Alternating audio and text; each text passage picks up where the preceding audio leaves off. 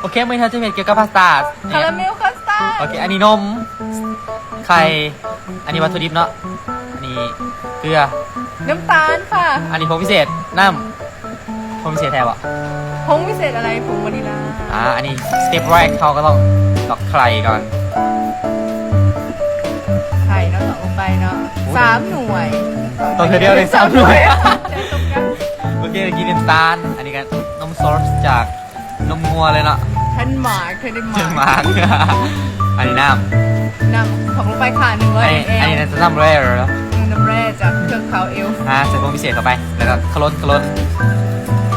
ผงพิเศษแทบบอก โมเมนต์ผงวานิลา นี่ผงวานิลา นี่คนมา อันนี้ missing เอ้ย เอ้ย sister ซิสเตอร์เป็นยังเนาะ ตะกองตะเกียงแนวตองต้องเป็นอย่าง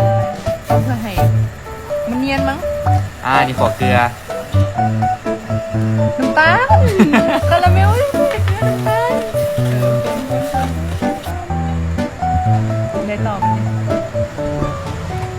สีเหลืองนะพอมันใหม่ คาราเมล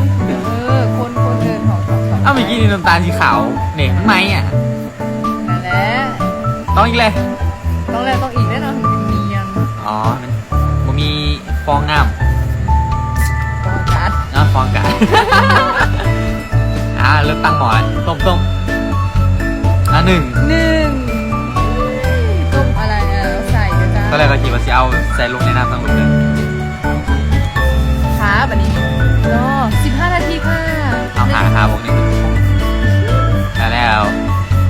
ว้าว จิ้มให้ยังนี่ จิ้มให้มันเบิกว่ามันซุกมันบ่ซุกนะแบบนี้ เพื่ออะไร มันได้ฟิลนี่ อุ้ยจะมีพยานเนี่ย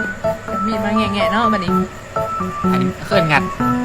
เคลื่อน แง่ สไลด์ปาด ฮะ ปาดพอจบ อันนี้ได้เขาเอิ้นว่ายังอันนี้ค่ะฟาด เอ้ย ฟาด genius ว้าว